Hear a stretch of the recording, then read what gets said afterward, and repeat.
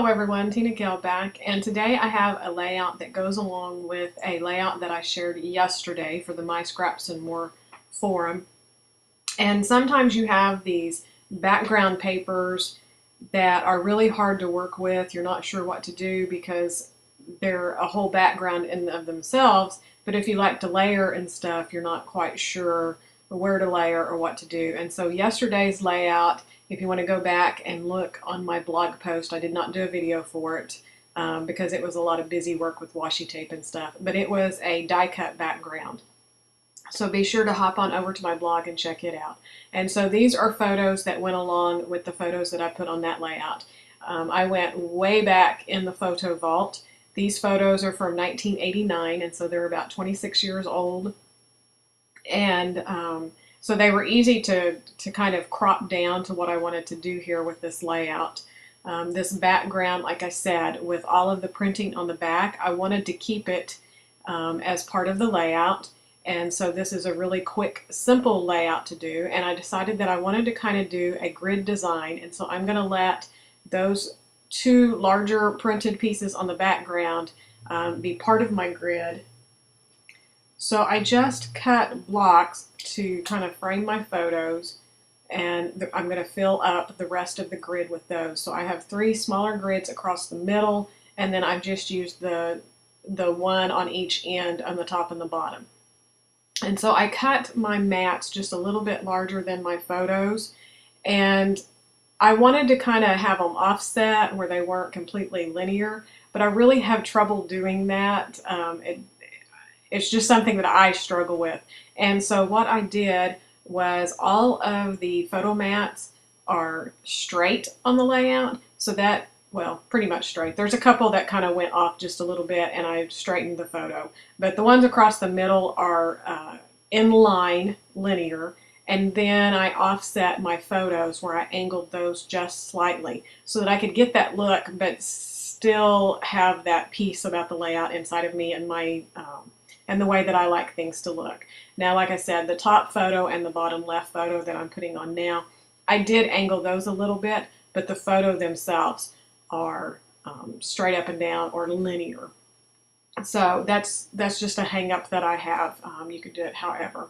And so I'm just adhering my photos with their mats so that I can get those lined up. And then I have just a few embellishments. And I forgot to say, this background paper is from My Mind's Eye. It's the Chalk Studio 2. So it's an older paper line. And then the embellishments that I have are from the Fancy Pants Memories Captured Ephemera Pack. I have a few things from it, and then just some sequins and some enamel stars that I'll use later on.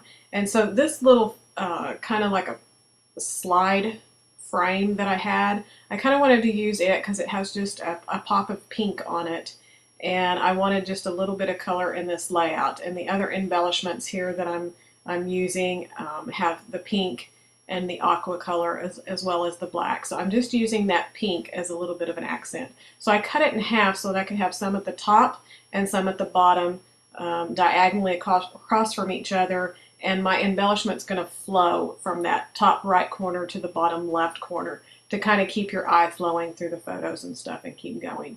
And so I had this camera up at the top, and it has the aqua blue and then just a touch of pink on it that I could put in that top cluster. But I really wanted something else in the bottom. And so I went back through and I found this one camera, but it's too big for the area. It's not exactly the right color. It was introducing just a little bit of yellow into the layout, and so I'll end up pulling that off aside. It didn't work with the layout, but I do leave it there for quite a while. And then I had this little card that was you and me, but it was quite big to go between the two photos, so I end up just trimming it down and trimming the frame off, and I'll pop dot it up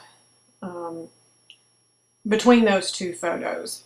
But I'm kind of holding off. I'm gluing everything down because I'm going to go and do some stitching on this layout to help emphasize the grid that I'm trying to put into the design and stuff. But right now I just need to make sure that I have enough embellishments to do what I'm wanting to do because it is quite simple layout and that there's not a lot to it. I'm letting that paper do a lot of the work.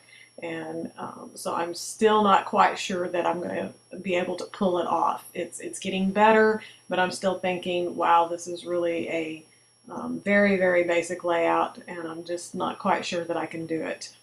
Even though these are a lot older photos and they're going to go with some older layouts, it still is looking quite simple to me. But the stitching that I have planned, when I get going with it, it is exactly what the layout needed, and it brings it up to date with kind of more of today's style, but yet it's going to fit in well enough in my albums from the 80s, which is quite old. And so here are the sequins that I'm using. These are from Close to My Heart, so they already have the adhesive on them, which I love. And they're in the silver, and so I decided to use those. I have gold, and then I also had silver, and I could have done teal, but I felt like the silver was a really nice pop against the black, against the real graphic colors of the layout, and then with the chalk design, it kind of helped pop that white from the chalk and everything to bring that back into focus, where the photos and all of that didn't overpower the chalking, because I still wanted that to be a big part of the layout.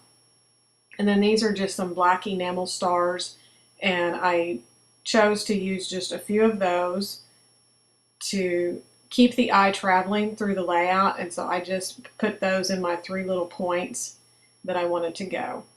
Okay, and so I broke away and I came back, and I apologize, I don't know if I forgot to turn my one light off, because it really looks kind of a yellowish cast here. The colors are not really pretty, but I just got my stitching guide, and I'm going to just punch my holes, and I'm just going to do a stitching in a grid pattern onto this layout. And so the stitching guide really helps to keep everything straight and even. All the stitchings will be the exact same width apart.